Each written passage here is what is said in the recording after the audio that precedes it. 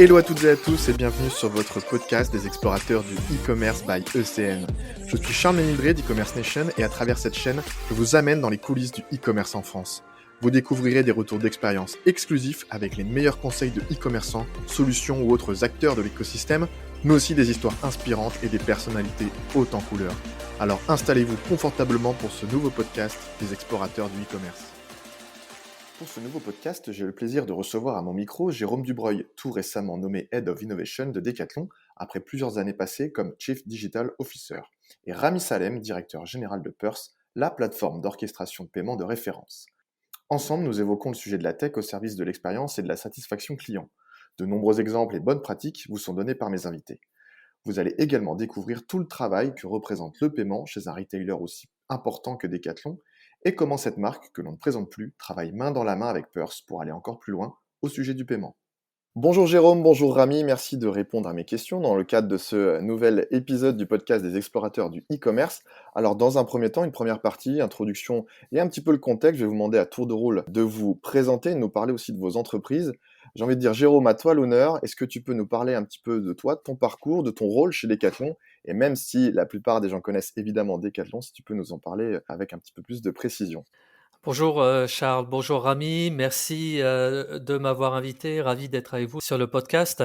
Donc moi j'ai une vingtaine d'années d'expérience dans la tech et le digital, avec un fil conducteur autour de l'expérience utilisateur dans différents domaines tels que l'éducation, l'entertainment, les objets connectés, le bien-être et puis désormais le sport avec Decathlon. Donc l'expérience utilisateur, ça a toujours été le cœur un petit peu de ma carrière. En résumé, j'ai travaillé à peu près un petit peu moins de 20 ans dans la Silicon Valley, basé à San Francisco, une première moitié dans des startups et des incubateurs dans lesquels on faisait beaucoup d'innovation et on lançait des spin-offs, et une deuxième moitié dans des grands groupes, cette fois-ci, HP notamment et Samsung, où j'ai passé 7 ans sur le développement d'une plateforme d'un cloud IoT, Internet of Things, qui a ensuite fusionné avec SmartThings, qui est l'écosystème actuel d'objets connectés grand public de Samsung. Voilà, et donc depuis 2020 à Decathlon, j'ai occupé le rôle pendant un petit peu moins de 4 ans de Chief Digital Officer, où j'étais en charge de la transformation numérique digitale de l'entreprise avec la supervision de toutes les fonctions digitales, depuis le produit, les talents, la tech, la data, la finance, etc. pour l'ensemble de l'entreprise sur 70 pays et un peu plus de 100 000 employés. Et récemment, depuis ce mois-ci, j'ai pris un nouveau rôle avec un mandat de notre CEO de construire un pôle d'innovation, on va dire d'une nouvelle ampleur à l'intérieur de Decathlon, donc sous un rôle de Chief Innovation Officer. Très bien, merci beaucoup Jérôme pour cette présentation plus que détaillée. Écoute Rami, je me tourne vers toi maintenant, si tu peux nous parler un petit peu de toi, de ton parcours et nous parler de Purse évidemment. Oui, bonjour Charles, bonjour Jérôme, et merci d'avoir accepté l'invitation. C'est un plaisir d'être avec toi à ce podcast. Donc moi c'est donc Rami Salem, je suis le DG de Purse. Alors moi en termes d'expérience, moi j'ai grandi dans le monde du paiement, à la Société Générale au Liban, en lien beaucoup avec le paiement, et après j'ai fait 13 ans chez Onebank autour des activités de paiement. Voilà, donc un parcours très proche du monde du retail et donc du monde du paiement, ce qui nous m'a amené aussi et du coup à partir aussi dans cette aventure de Purse, parce que Purse, en fait, notre métier, c'est ce qu'on appelle une plateforme d'orchestration de l'écosystème de paiement. Donc, c'est comment mettre en lien le monde du retail avec le monde du paiement. Ça tombe bien, c'est quelque chose que j'ai fait pendant des années. Donc, Purse, aujourd'hui, c'est une soixantaine de talents qu'on est heureux d'accueillir et de fidéliser. On a la chance et le plaisir de travailler avec plus de 15 clients marchands. Donc, Purse a été lancé, je rappelle, en 2021. Donc, on a parcouru un beau chemin depuis ce temps-là. On a forcément un catalogue de partenaires très riche parce qu'on a plus de 80 partenaires paiement dans notre catalogue. Et tout ça, bien entendu, pour processer plus de 4,5 milliards d'ici fin 2023 avec une ambition très forte d'aller doubler ce volume de processing de transactions dans les 12-18 prochains mois. Une présence à date européenne où on est présent dans différents pays et on pense, en tout cas on croise les doigts pour y aller vers l'Amérique du Nord, États-Unis, Canada, avec un de nos marchands en début d'année prochaine. Donc c'est voilà, c'est encore en cours, mais voilà. Donc une belle aventure et une belle histoire à raconter sur Purse. Très bien, bah, merci pour toutes ces précisions. Quelques chiffres aussi révélateurs, sur Purse et justement, puisqu'on parle de Purse, est-ce que tu peux nous parler un petit peu de la création de Purse? Comment est né ce projet? Et puis là, on va découvrir qu'il y a un lien aussi étroit avec Decathlon. Est-ce que tu peux nous parler de ça? Donc Purse est né dans le cadre de l'écosystème de la famille Mullier. Donc quand on dit ça, ça veut dire qu'on a un actionnaire aujourd'hui qui est un actionnaire retailer. Mmh. Et à l'origine, en 2020, après le Covid, il y a 3 facteurs qu'il faut avoir en tête. Les clients sont de plus en plus exigeants, de plus en plus demandeurs de solutions fluides, simples et sécurisées dans le monde du paiement. Il y a les retailers qui font face à énormément de partenaires dans le monde du paiement et comment on va pouvoir adresser avec le cross-border ou les implémentations locales des parcours d'achat et donc les bons partenaires de paiement. Et le troisième contexte, c'est du coup le poids du digital dans le monde du retail qui, après le Covid, est passé au-delà de 20%. Et donc, du coup, l'actionnaire a proposé, en tout cas, à tout un groupe de travail d'experts du monde du paiement et du monde du retail. Donc, c'est ce qu'on appelle une démarche d'intrapreneuriat D'accord. dans le cadre d'un incubateur qu'on a dans notre écosystème, de pouvoir adresser ce sujet paiement. Donc, on a les moyens, on a l'envie de faire. Maintenant, il manquait la techno. Mmh. Et donc, c'est là où Decathlon joue un rôle essentiel dans ce projet, dans le démarrage de ce projet-là. C'est qu'on a eu la chance de pouvoir travailler, échanger avec Jérôme et ses équipes pour que Decathlon nous mette à dispo la solution qu'ils utilisent aujourd'hui et qu'on puisse l'explorer, l'enrichir, la compléter et du coup la développer dans l'écosystème de la famille Mullier, donc typiquement chez Auchan et dans plein d'autres boîtes, et surtout dans l'ensemble du marché français et européen. Donc c'est une aventure mixte en lien avec, voilà, encore une fois, un actionnaire et une volonté de mettre des moyens, des gens qui ont envie de porter un projet, une aventure humaine et une aventure intrapreneuriale qui est enrichissante, et surtout, du coup, le cœur de la solution, et donc un partenaire comme Decathlon aujourd'hui, avec qui on a la chance de collaborer. Voilà, donc c'est cet assemblage qui a fait que Purse aujourd'hui est passé d'une entreprise qui a démarré en 2021, une petite start-up, à aujourd'hui une très belle entreprise avec les KPI que j'ai cités juste avant. Très bien, bah, merci beaucoup Rami pour toutes ces précisions. Voilà, le lien est fait entre Purse et Decathlon. On va rentrer un petit peu plus maintenant dans notre sujet. Nous allons parler ensemble de la tech au service de l'expérience client. J'ai une première question et je vais d'abord te donner la main, Jérôme. Donc voilà, vous avez décidé d'aborder cette thématique, la tech au service de l'expérience client. Pourquoi avoir choisi ce thème? Est-ce que tu peux nous parler un petit peu de tout ça? Oui, absolument. Donc Decathlon, pour remettre un petit peu de contexte, c'est une entreprise qui fait plus de 15 milliards de chiffre d'affaires, qui est dans presque 65 pays, avec 200 millions d'utilisateurs digitaux dans le monde. Donc un large span de touchpoints, Mhm. un large span d'activités. Et pour nous, historiquement, l'expérience et la satisfaction du client est au cœur des enjeux. Alors que ce soit l'expérience client grâce aux produits vendus de Decathlon, mais également l'expérience client en amont et l'expérience client en aval de ce moment d'acquisition et de s'équiper avec des produits sportifs. Mhm. Donc en fait, avec les équipes en 2020, on est arrivé, moi je suis arrivé, on a posé un nouveau projet qui était un projet de vraiment leverager au maximum la technologie Mhm. pour créer la meilleure expérience et satisfaction client sur l'ensemble de notre scope et l'ensemble de nos enjeux.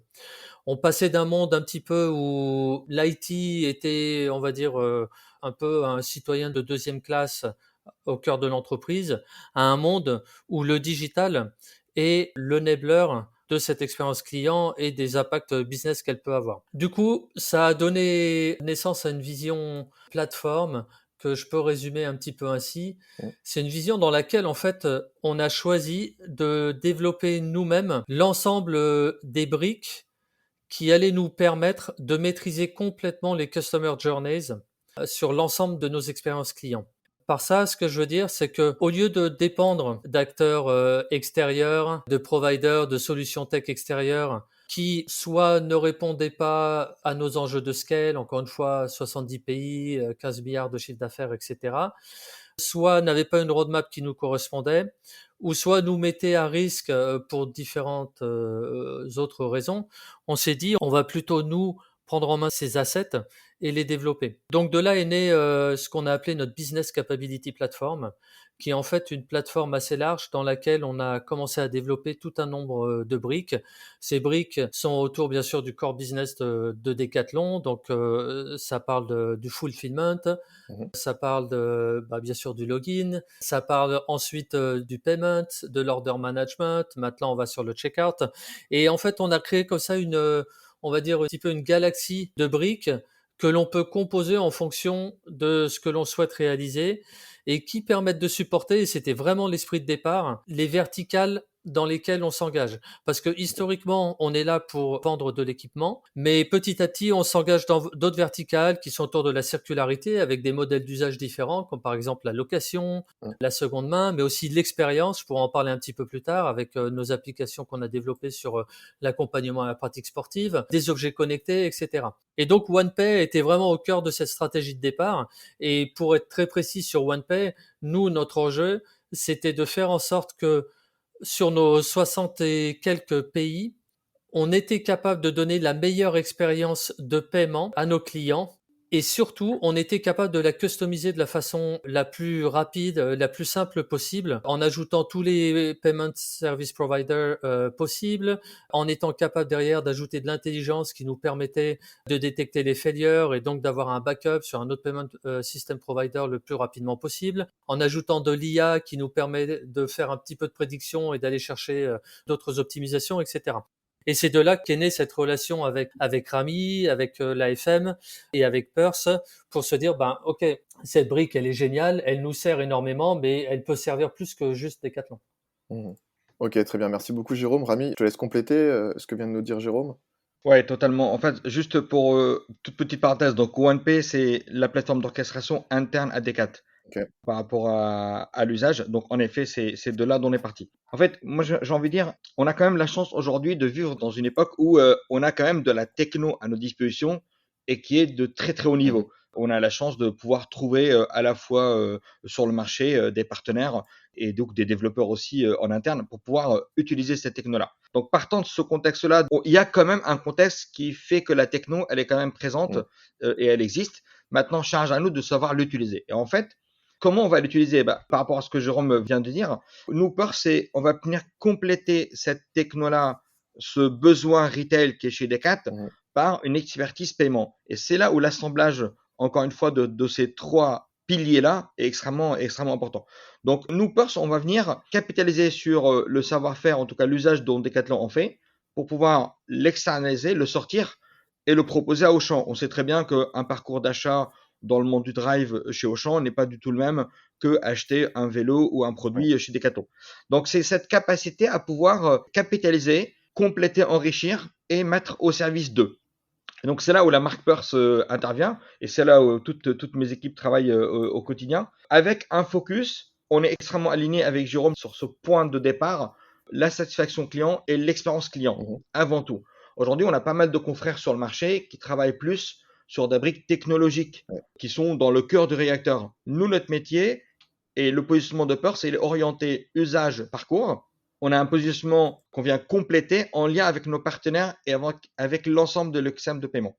Donc, en fait, c'est cet assemblage-là, encore une fois, entre le besoin du retail, la satisfaction client et le monde du paiement où Purse se positionne. Un point clé, je vais en profiter pour parler de ce changement de marque aussi de Purse Oui, par rapport à Upstream tout à Pay. fait. Donc, Purse vient incarner aujourd'hui une vision, une mission et un métier avec des valeurs qui sont très fortes, qui sont portées par l'ensemble de nos collaborateurs, en lien avec forcément nos actionnaires et du coup nos clients et avec cet ADN de retailer d'origine. Donc ça, c'est extrêmement important, important et puissant pour nous. Mais Purse aussi vient compléter et enrichir ce positionnement-là. Là, on parle de digital, mais comment on va pouvoir adresser les parcours en magasin grâce au digital? Mhm. On est tous d'accord, on est tous convaincus que les parcours clients en magasin, grâce à l'expérience digitale, évoluent. Donc, on va plus parler de Figital. Et c'est là où la marque Purse vient aussi avec ce changement par rapport à Upstream. On propose à partir de maintenant des nouvelles solutions qui vont permettre de capitaliser sur les tablettes vendeurs pour qu'on puisse adresser le paiement dans le cadre des tablettes Mhm. vendeurs, des bornes, des mobiles, ainsi de suite, ce qu'on appelle les techno soft POS dans notre jargon du paiement. Donc voilà, donc cet assemblage-là et ce maillage-là au service de l'expérience client avec un point clé où le paiement devient un outil au service du commerce et Mmh. non pas un centre de coût. C'est là où voilà, on vient changer un peu voilà, tout ce paradigme pour dire que le paiement est bien là un outil au service du commerce. Jérôme, on a un peu parlé aussi dans l'expérience Mmh. client, ça ne peut pas être un centre de coût. Donc le paiement doit porter des fonctionnalités et des services qui vont venir accompagner l'expérience client, qu'on aura le temps un peu de détailler juste après. Mais voilà, donc un positionnement extrêmement important qui permet de répondre à la satisfaction client et bien entendu un complément d'offre avec une vision très claire où on positionne le paiement comme le début d'une prochaine histoire. Mmh. En fait, le paiement, ce n'est pas une finalité en soi, c'est le début de quelque chose. C'est le début d'une relation avec le retailer. C'est le début de toute une histoire de fidélisation avec le retailer. Et c'est là où Purse aussi intervient, d'où un peu ce changement de nom et ce positionnement. Super, bah merci pour toutes ces précisions, tous ces faits, tous ces éléments, c'est très précis et voilà, on y voit un petit peu plus clair justement sur cette thématique, la tech au service de l'expérience client, à bien au service. Justement, pour compléter un petit peu ça, est-ce que vous avez des chiffres que vous pouvez nous partager pour mettre tout ça en avant, des faits aussi? Jérôme ou Rami, qui veut parler en premier? Ouais, bah je peux démarrer. Pour donner du contexte un petit peu sur ce que le digital représente à Decathlon et digital qui, bien sûr, aujourd'hui, en grande partie, se termine par un instant de paiement avec nos clients. Nous, on fait plus de 2 milliards de chiffre d'affaires online et au global, à peu près 17% de notre chiffre d'affaires en digital grâce à différentes expériences de purchase. Donc, on a nos Citycom dans 60 pays, bien évidemment. On a aussi du Digital In-Store. Alors, Rami en parlait juste avant. Mmh. Le Digital In-Store, pour nous, c'est plusieurs centaines de millions de chiffres d'affaires en pleine croissance permanente. On fait plus de 25% cette année par rapport à l'année dernière. Et c'est en fait la mise à disposition de l'ensemble du stock et d'autres produits à nos clients qui viennent en magasin et qui parfois ne trouvent pas ce qu'ils veulent. Et c'est quelque chose qui est extrêmement, extrêmement utile pour nos clients. On a une application mobile globale qui est déployée dans plus de 35 pays avec plus de 4 millions de monthly active users, 14% d'e-com share, énormément de croissance aussi, qui évidemment se termine souvent par une expérience de paiement. On a une marketplace qui est déployée dans une quinzaine de pays, qui est en forte croissance également. Voilà, donc ça c'est pour l'expérience purchase. Je noterai quand même, et ça il faut le comprendre, je ramène ça à ce que disait Rami, c'est que derrière tout ça, il y a énormément de technologie. Mmh. Et cette technologie, la développer pour les montants, les échelles que je viens de citer, c'est clé. Donc, c'est-à-dire que il faut que cette technologie, elle soit capable de scaler. Il faut qu'elle soit capable d'être très, très résiliente. On comprend tout de suite à ces échelles que quelques secondes ou pire minutes de downtime, c'est énormément de turnover qui est impacté. Mais pour nous, et là je parle pour Decathlon, il est extrêmement important qu'on développe cette technologie pour enabler ce que moi j'appelle l'optionnalité, Mmh. c'est-à-dire les futures verticales, les futures façons de consommer de nos utilisateurs. Et pour vous donner des exemples, on a développé dans ce sens-là, dans les dernières années, des expériences sportives, par exemple Decathlon Outdoor, qui est une application pour faire de la Mmh. rando, où on a au premier semestre 2023 plus de 100 000 utilisateurs actifs qui font de la rando, créent des parcours. Decathlon Coach avec plus de 9 millions de séances sportives sur l'année. Et on commence à amener encore une fois des expériences de location, court terme, long terme. Maintenant, on a de la seconde vie, etc. Donc en fait, développer ces briques technologiques, l'enjeu pour une entreprise comme Decathlon, c'est de les développer pour la scale et ensuite pour enabler les façons de faire des transactions avec nos clients qui sont pas les façons historiques. Et c'est le cœur de notre approche et c'est pour ça, je crois que Rami mentionnait ça au début et c'est vrai, c'est un point très important. Nous, on a construit nos équipes digitales à la façon du digital native, Mmh. entre autres, moi, tout ce que j'ai vécu aux États-Unis aussi, avec des talents très forts qui sont capables de construire des briques, par exemple de fulfillment, qui vont être capables de gérer à la fois du stock traditionnel, du stock qui vient d'autres acteurs tels que nos partenaires marketplace, mais aussi du stock de produits intangibles. Ça peut être des cours sur Decathlon Coach, ça peut être des assurances ou des randonnées. Et c'est ça vraiment qui nous permet, nous, de construire, on va dire, une plateforme pour l'utilisateur sportif de plus en plus large sans avoir à traîner, entre guillemets, une dette technique qui nous empêche d'aller vite. Et de là est né encore une fois OnePay, Mmh. qui était vraiment dans cet état d'esprit de se dire comment est-ce qu'on est capable de développer le paiement d'abord pour résoudre notre problématique interne, à savoir de mettre à disposition une brique de paiement qui puisse être complémentée avec des plugins qui vont permettre de se connecter aux solutions de paiement dans plus de 60 pays. Donc ça, c'était une première problématique. La deuxième problématique, c'est comment faire en sorte qu'elle soit ultra résiliente, puisque on le sait encore une fois que cette expérience doit être la plus fluide possible. Et ensuite, de nous permettre, une fois qu'on a déployé cette fondation, de mettre en place des technos qui vont nous permettre d'optimiser en permanence cette expérience de paiement. Et pour terminer, je vais vous donner un autre chiffre qui est intéressant.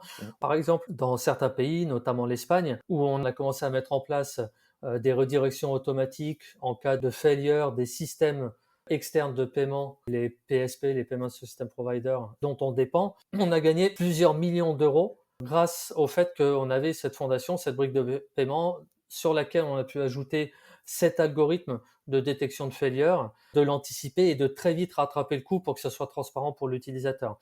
Là, on est en train de travailler sur des solutions d'AI, d'optimisation d'AI sur cette brique de paiement, avec lesquelles on estime gagner plusieurs dizaines de millions d'euros sur l'ensemble de notre périmètre. Très bien, merci Jérôme pour tous ces chiffres, tous ces faits vraiment très révélateurs et très marquants. Rami, je te laisse la main si tu as quelques chiffres pour compléter également. Jérôme l'a illustré parfaitement par rapport à tous les médias, ou en tout cas tous les points de connexion entre un retailer et un client. Donc, imaginez par rapport à tous ces sujets-là, donc la préoccupation principale d'un retailer, donc aujourd'hui, c'est en lien avec ces points de connexion avec le client, c'est comment aller améliorer sa conversion, sa transformation, et du coup, au final, en lien avec le paiement, son acceptation. Donc, par rapport à ça, moi, j'ai 2 points clés sur lesquels je vais zoomer. C'est un client sur 2 aujourd'hui, quand il arrive sur une page de paiement, il ne trouve pas sa méthode de paiement favorite, donc la sienne, hein, pas celle que le financier a choisie, pas celle que la tech a décidé d'intégrer parce que c'était simple, ou pas parce que le patron du digital estime que c'est la meilleure. Donc on est très client centrique dans cette discussion. C'est le client, quelle est sa meilleure méthode de paiement favorite qu'il aimerait bien utiliser. Je suis dans mon canapé, je veux acheter un produit sportif sur le site de Decathlon, j'ai besoin de payer avec un wallet de paiement. Je ne vais pas me lever, aller chercher ma carte bancaire, ainsi de suite. Donc, il y a quand même un lien très fort entre le client et cette page de paiement une fois arrivé à cette étape-là. Donc, aujourd'hui, un client sur 2 est prêt à abandonner cette étape, donc abandonner son achat à cette étape-là s'il ne trouve pas sa méthode de paiement favorite. Deuxième capi extrêmement important, c'est maintenant que je veux payer, forcément, l'objectif, c'est 2 points, avoir des parcours sans friction, donc éviter les frictions, le moins de frictions possible. Et deuxième point, être accepté. Et donc, c'est là où on va intervenir aussi. Et donc, sur ces 2 points-là, globalement, comment on va chercher donc des parcours sans friction à hauteur de 80-90%. Aujourd'hui, on trouve sur le marché un peu tout. Chaque retailer fait au mieux là-dedans. Donc, nous, notre promesse est vraiment d'être sur cette bonification du taux de friction. Et le point essentiel, c'est une fois que je vais payer, aujourd'hui, on le voit sur le marché français, il y a une perte dans les flux de paiement à hauteur de 15%. Et donc, pareil, donc du coup, frustration client, abandon, ainsi de suite. Là, on peut aller chercher jusqu'à 10 points, enfin 10% dans ces 15% d'acceptation. Donc, on voit que plusieurs points de contact, une convergence vers une page de paiement, plusieurs pages, un format, plusieurs formats. Là, pareil, dans notre métier, on va venir travailler ce que moi j'appelle l'hyper-personnalisation, c'est comment je vais pouvoir proposer la bonne méthode du paiement au bon client dans le bon contexte d'achat et du coup sur le bon média. Ça, c'est extrêmement intéressant, extrêmement important, ce qui va améliorer toute cette conversion-là. Et en lien avec tout ce qu'on développe avec Decathlon au quotidien, de l'IA, des algorithmes et ainsi de suite, on va aller chercher toute cette performance dans la transaction, en lien aussi avec les bons partenaires. Parce qu'on a beau faire tout ça, il nous faut les meilleurs partenaires de l'externe de paiement. Donc, on parle de PSP, on parle de méthode de paiement. Là aussi, on va pouvoir trouver le bon combo pour pouvoir bonifier, améliorer cette expérience. Très bien, merci beaucoup Rami pour ces faits. Vraiment, voilà, c'est très intéressant d'avoir aussi ton point de vue côté voilà, ces 2 chiffres révélateurs. Tu nous parlais d'un client sur 2 et aussi des 15%. Peut-être pour aller un petit peu plus loin et finir sur cette brique-là, est-ce que vous pouvez, une nouvelle fois, à tour de rôle, m'expliquer un petit peu votre idée de l'expérience client et de la tech dans vos activités respectives? Jérôme, on va commencer par toi. Oui, tout à fait. Donc, comme je l'ai dit, nous, on a eu une approche qui est vraiment tech first. C'est-à-dire qu'on a mis en place ce projet au début 2020 de devenir une entreprise qui allait atteindre un haut niveau de performance technologique pour vraiment pouvoir enabler toutes les stratégies de l'entreprise.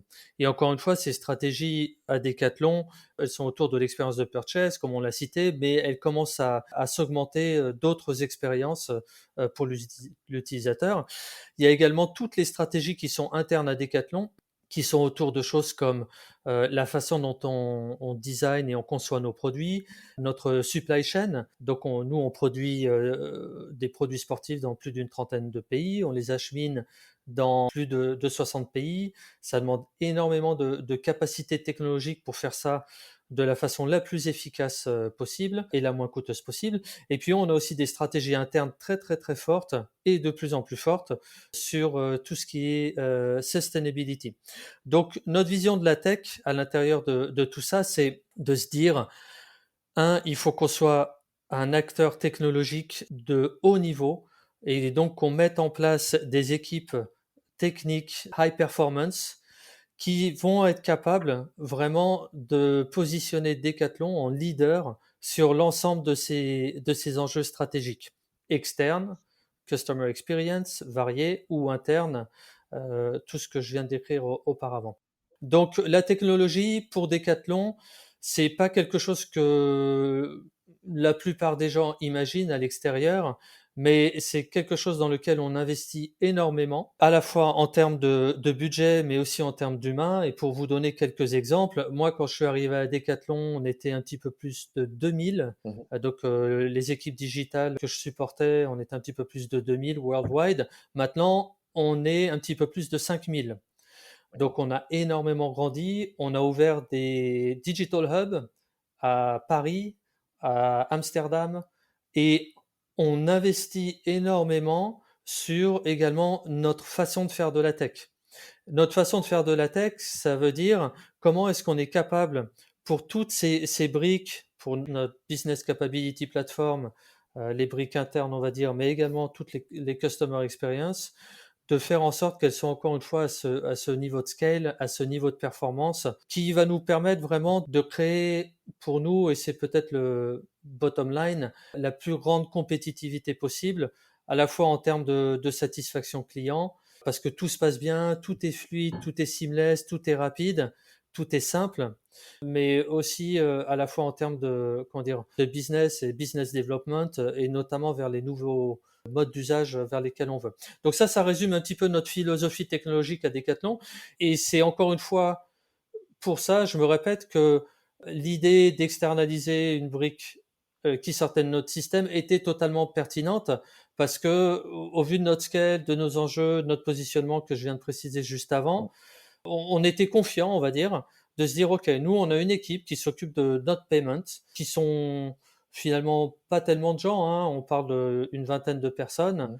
qui travaillent dessus depuis des années, presque si on remonte à tout début, on parle d'une dizaine d'années, donc c'est beaucoup, beaucoup de savoir et d'expertise qui a développé ça à ce niveau-là. Ça tourne sur des volumes de plusieurs milliards d'euros de chiffre d'affaires. Comment est-ce qu'on peut aller plus loin? Et je terminerai par ça, il y avait un double enjeu vers cette externalisation et grâce à Perth. C'était, de se dire, on se met la barre encore plus haut, ce qu'on aime faire à l'intérieur de Decathlon, parce que faire en sorte que la tech permette d'enabler nos business cases à Decathlon, c'est déjà un gros challenge vu notre scale, mais faire en sorte qu'elle marche pour l'extérieur, ça en est encore plus grand puisque on sait quand on est client et qu'on paye pour une solution, on est encore, on a plus d'expectations.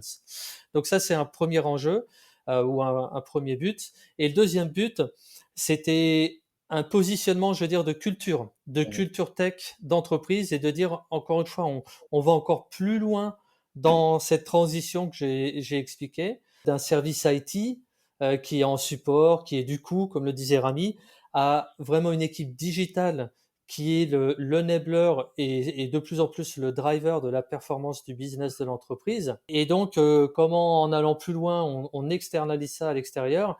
Et les retombées pour les équipes tech, c'est extraordinaire parce que ça nous met dans une posture de se dire, OK, en fait, on se met au niveau des digital natives qui fournissent des services et qui se mettent sur le marché face à une compétition qui est de plus en plus forte. Donc ça crée une culture tech qui est, on va dire, très très pointu et bien sûr qui a énormément de retombées positives pour l'ensemble de l'équipe digitale. Super, merci beaucoup Jérôme de nous expliquer tout ça. C'est vraiment super intéressant d'avoir ta vision sur ce que vous mettez en place chez Decathlon. On y voit plus clair, voilà, sur tous ces projets que vous menez et comment vous fonctionnez. Rami, je te laisse la main pour à ton tour nous parler un petit peu de tout ça avec Purse. En fait, ça me fait penser à une image en écoutant Jérôme, ce fameux passage de relais, passage de témoin dans un sprint ou voilà ou dans un concours sportif. Donc en fait, on imagine le schéma où voilà, Decat transmet le flambeau, transmet ce qu'on veut aux équipeurs.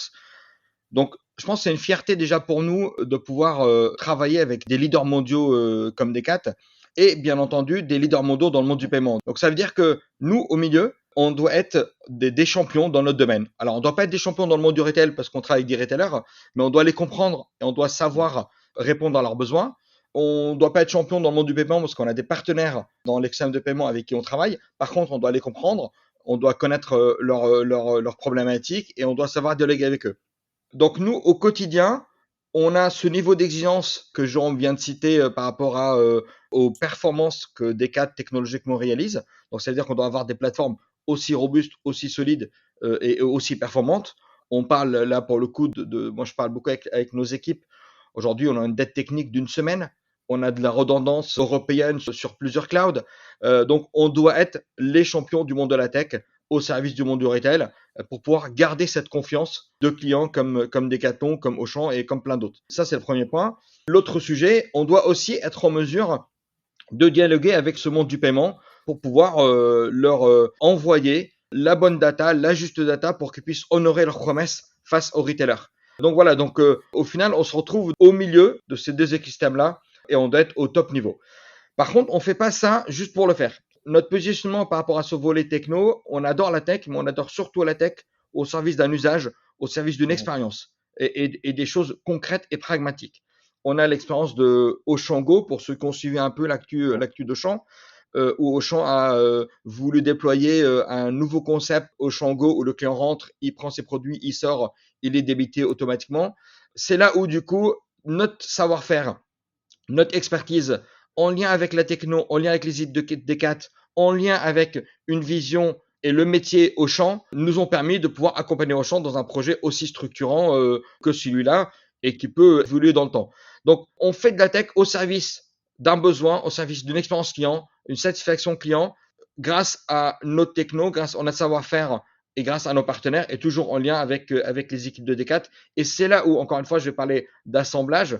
C'est là où l'assemblage, c'est là où on a un super beau gâteau et du coup, le client, il est satisfait. Donc, extrêmement important, la tech au service d'un usage, au service d'un besoin, au service d'un métier, et non pas juste la tech pour la tech, parce que là, clairement, ça n'a pas trop de sens. Très bien, merci beaucoup Rami pour toutes ces explications. C'est vrai que du coup, on comprend mieux aussi l'utilisation du mot orchestration. Et puis si on doit refaire un clin d'œil sportif, vous êtes un peu les meneurs de jeu au milieu de tout ça pour dispatcher tout ce qu'il faut. Donc merci pour ces précisions, on y voit plus clair. Peut-être, Jérôme, j'ai une dernière question pour toi avant qu'on aille un petit peu plus spécifiquement dans le paiement. Si tu as des éléments à ajouter au niveau de l'évolution, on va dire, de ces derniers mois, de ces dernières années, de l'expérience au sein de Decathlon. Oui, alors j'en ai parlé un petit peu, hein. On est passé, on va dire, d'un monde où Decathlon est là pour fournir des produits sportifs neufs à nos utilisateurs, ce que l'on fait très bien depuis un peu plus de 47 ans, à une vision plus globale, une vision que moi j'aime décrire en disant, en fait, Decathlon, on est un univers pour les sportifs, un univers d'expérience sportive dans lesquels moi, utilisateur, je peux être, comment dire, attiré par le sport. Donc ça, c'est pre-purchase. Peut-être être incité ou enticed, comme on dit en anglais, à aller vers le sport. Je peux m'équiper. Et puis, je peux m'équiper de produits neufs ou de produits usagés, de produits en location. Et puis ensuite, j'ai la pratique. Alors que je sois très bon sportif en recherche de performance ou novice en recherche de conseils pour débuter, de guidage, un peu comme cette application Decathlon Outdoor qui s'adresse aussi aux débutants dans la randonnée. Nous, on est là. Decathlon, on est là. On est là pour être présent auprès de nos utilisateurs le long de leur vie active plus que sportive parce que là-dedans, il y a une grosse partie de nos activités qui sont autour de la mobilité urbaine et qui sont une forme de sport, mais juste dans le but de se déplacer. Et donc voilà, et je peux donner un cas d'exemple concret qui matérialise ça, c'est que dans le monde d'avant, on vendait des vélos. Maintenant, on vend un vélo, par exemple, qui est le Ilops 920, qui vient avec une application mobile, avec un GPS à l'intérieur et un service, et y compris une souscription payante pour ce service, qui permet à tout instant de localiser le vélo, et si le vélo est volé, d'être en contact automatiquement avec la police pour qu'il puisse être récupéré. Donc ça, c'est vraiment la matérialisation de l'évolution de cette expérience. De la même façon, on va vers d'autres produits connectés, on va vers, alors en tirant le trait un petit peu plus loin, vers une circularité beaucoup plus profonde où on souhaite être capable de tracer vraiment tout le cycle de vie de nos produits. Et ça demande énormément de technologie derrière. On parle du passeport digital européen, vous êtes sûrement au courant, mais nous, chez nous, ce que ça représente, c'est connecter et faire de la traçabilité dès l'instant où on commence à produire des choses, avec quels composants, à quel endroit, avec quel manufactureur, par où est-ce que ces composants sont passés, où est-ce qu'ils sont assemblés, les produits continuent ensuite dans le transit, où est-ce qu'ils sont vendus à tel utilisateur, et ensuite plus tard, si l'utilisateur ramène ce produit, qu'on soit capable de comprendre quel a été le cycle de vie de ce produit, comment est-ce qu'on peut le remettre sur le marché, est-ce qu'il y a des contraintes de compliance ou légales ou autres, comment est-ce qu'on peut le recycler, donc qu'est-ce qu'il y a à l'intérieur de ce produit qui va nous permettre de se dire, voilà, là-dedans, il y a tel composant qu'on peut envoyer à tel endroit et remettre dans la chaîne, etc. Et vraiment créer ce cercle vertueux qui va nous permettre aussi d'atteindre nos enjeux stratégiques sur la sustainability. Et tout ça, en fait, c'est une énorme plateforme technologique derrière, à nouveau, au service d'un enjeu stratégique. Donc cette expérience client, en résumé, pour Decathlon, elle évolue en permanence, à la fois pour des raisons, on va dire, propres des stratégies, d'être toujours plus proches et plus utiles pour nos utilisateurs qui veulent être sportifs et actifs, mais également pour des raisons environnementales, de se mettre vraiment dans l'axe des accords de Paris et de la neutralité carbone à 2050. Très bien, merci Jérôme pour tous ces éléments en plus et toutes ces précisions. Comme je le disais tout à l'heure, on va parler un petit peu plus du paiement maintenant, voilà, pour finir sur cette deuxième partie. Rami, je m'adresse à toi. Est-ce que tu peux nous parler un petit peu plus de la tech liée au paiement et au service de l'expérience client? Tu nous parlais tout à l'heure d'Ochango, peut-être que tu peux reprendre voilà, cette innovation. Est-ce que tu peux nous faire un point à ce sujet-là? Oui, alors je vais juste rebondir un peu sur ce que Jérôme vient d'évoquer. Ça en lien avec un peu la question. Tout à l'heure, j'ai parlé de point contact. On le voit là dans l'exemple de Jérôme de l'achat du vélo, où avant on avait, je viens en magasin, j'achète mon vélo, je paye, je sors. Là aujourd'hui, je peux réserver mon vélo en ligne, payer une partie, venir compléter en magasin, me le faire livrer, être débité du complément. Je souscris à plusieurs services complémentaires dans l'app. Je vais pouvoir avoir du paiement one shot, échelonné, ainsi de suite. Donc on voit bien que les points de contact, encore une fois, se démultiplient. Et donc, ça veut dire que maîtriser l'expérience client, c'est primordial. Maîtriser le paiement dans l'expérience client, c'est encore plus vital. Et donc, du coup, c'est là où ce paiement intervient. Et on le voit typiquement dans l'exemple de Jérôme, on le voit à chaque étape. Il y a du paiement à chaque moment. Mais c'est un paiement différent. C'est un usage qui est différent. Donc, ça veut dire une maîtrise de cette chaîne de paiement qui doit être différente, qui doit être ajustée, qui doit être travaillée en fonction de l'expérience que le retailer souhaite et du coup en fonction de l'expérience que le client va vivre. Donc on sent bien un maillage fort qu'on ne peut pas séparer entre parcours, usage et donc paiement. Et donc pour refaire le parallèle, typiquement dans Ochango, on est exactement dans cette même configuration-là. Comment je vais pouvoir reconnaître un client quand il arrive dans un Ochango, quand la porte va s'ouvrir pour qu'il rentre, je dois le connaître, je dois le reconnaître, je dois pouvoir l'identifier et pouvoir être prêt à, quand il sort, le prélever. Donc c'est toute cette techno-là qu'on a mis au service d'Auchan pour pouvoir voilà, justement adresser ces parcours-là. Donc maîtriser à la fois l'expérience, mais du coup maîtriser la chaîne de paiement, sécuriser la vente, parce qu'au final, il y a bien un produit qui est sorti, et donc le retailer, en l'occurrence Auchan, doit pouvoir encaisser les fonds. Donc voilà, donc il y a une contrepartie de ce service qui peut être fluide, sans friction et qui fait son effet waouh d'un point de vue client. Mais derrière, il y a quand même un enjeu financier. Il y a quand même, on est dans le monde du retail, il y a un chiffre d'affaires à opérer et donc à encaisser. Donc voilà, donc c'est là où cet assemblage-là, à la fois dans l'exemple de Jérôme sur le tout dernier vélo de D4 et ou dans l'expérience d'Auchan, où on peut retrouver toute cette similitude entre tech et paiement et comment ce maillage se fait. Hein.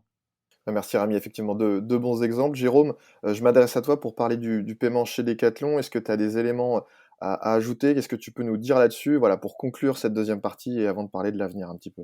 Ouais, tout à fait. Ouais, je pense que Rami a super bien résumé Oui, effectivement. la situation.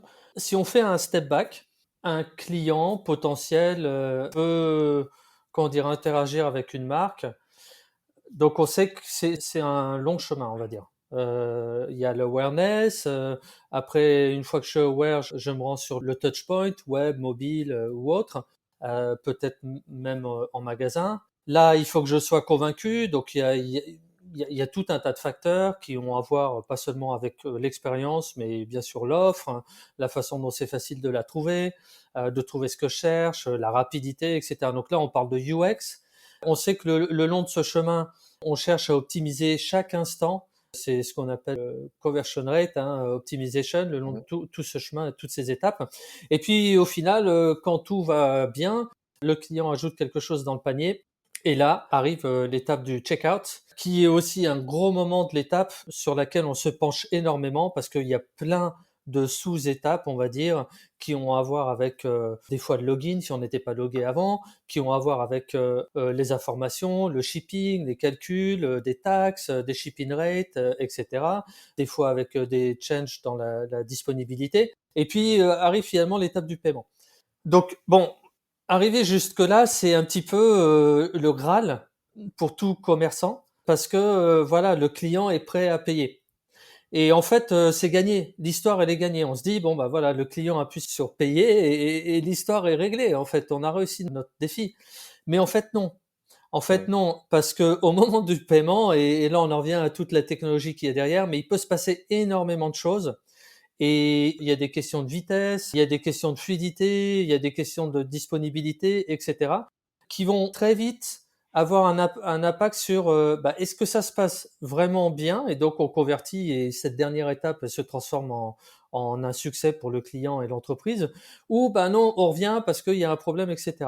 Et donc cette étape de paiement, beaucoup d'acteurs cherchent à l'optimiser, elle est très difficile et c'est pour ça que ça demande, je dirais, des skills et une expertise très pointue que ensemble avec Perth et Decathlon on amène sur le marché et dans laquelle il faut investir en permanence parce que c'est un monde qui évolue énormément. Les sous-jacents, on va dire, les dépendances d'autres acteurs sur lesquels on s'appuie et puis les problématiques technologiques qu'il y a derrière sont très compliquées. Elles vont amener à se complexifier et donc c'est vraiment important de s'appuyer sur un acteur qui est très fort. Je sais qu'avec Auchan, quand ils ont commencé à utiliser la brique de paiement, ils ont vu une amélioration de conversion sur un certain nombre de use cases qui étaient non triviales. Et je pense que pour beaucoup d'acteurs du retail dans l'industrie, il n'y a pas forcément la prise de conscience de combien le paiement et cette dernière étape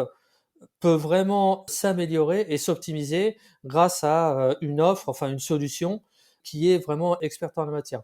Donc pour nous, l'évolution, c'est de continuer à investir beaucoup sur cette étape pour la rendre la plus fluide, la plus seamless, la plus résiliente possible, comme on le fait déjà, mais ça va continuer. Il y a beaucoup de choses qu'on peut encore faire et qui deviennent de plus en plus, on va dire, à portée de main grâce à l'AI, à l'automatisation qu'on va continuer à mettre en place là-dedans. Et puis après, il faut élargir un petit peu le jeu et se dire, OK, mais quelles sont les évolutions du paiement qu'on peut connaître? Vers où ça se dirige? Comment est-ce que ça devient très seamless? Parce que pour le client, si je commence à faire mon panier en magasin, comme ça, je vois tous les produits qui m'intéressent chez une marque, par exemple Decathlon, et puis finalement, bah, je passe à côté d'un Decathlon magasin et je me dis, bah, j'ai commencé sur mon application web ou mobile, mais je vais finalement acheter en magasin. comment est-ce qu'on fait pour que tout ça soit connecté, le client n'ait pas à repartir de zéro, peut-être que si on a déjà toutes les informations de paiement, pour le paiement, on peut procéder plus rapidement. Voilà, il y a tout un univers de choses à améliorer. Donc ça va être la trajectoire et les efforts sur lesquels on va travailler maintenant. Merci Jérôme, ouais, effectivement, beaucoup, beaucoup de choses qui vont arriver. Merci Jérôme, merci Rami pour voilà, tous ces exemples, tous ces cas concrets, tous ces projets que vous nous détaillez. Et voilà, on comprend mieux et davantage maintenant comment vous travaillez ensemble et ce que vous mettez en place avec vos équipes voilà, dans cette idée de la tech au service de l'expérience client.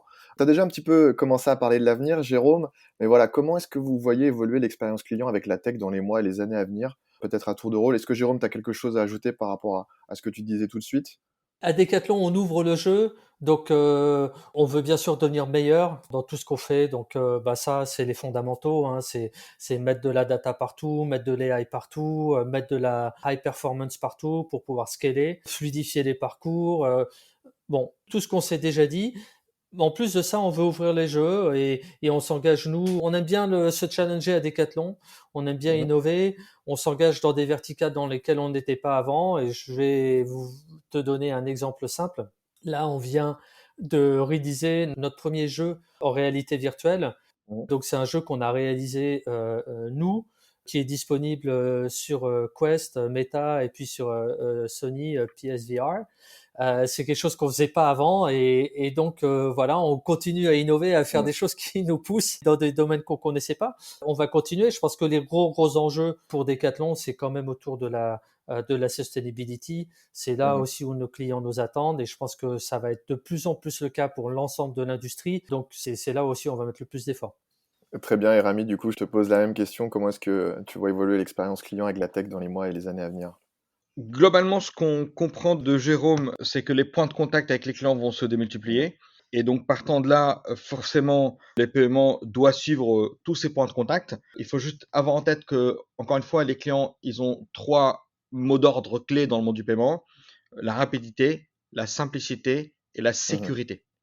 Donc, forcément, tout va tourner autour de ces trois points clés-là. Les trois points de friction des clients aujourd'hui, majeurs, c'est la partie authentification, le fameux 3DS, le fameux je vais sur ma banque pour me valider, m'authentifier.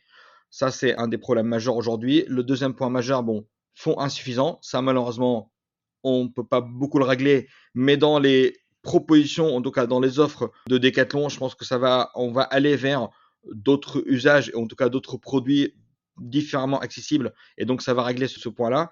Et le troisième point, forcément, c'est le problème technique de time-out, de réseau qui ne marche pas, ainsi de suite. Donc en fait, c'est l'assemblage. Pour moi, l'avenir, il va tourner autour de l'assemblage de les attentes des consommateurs et les problèmes qu'ils rencontrent.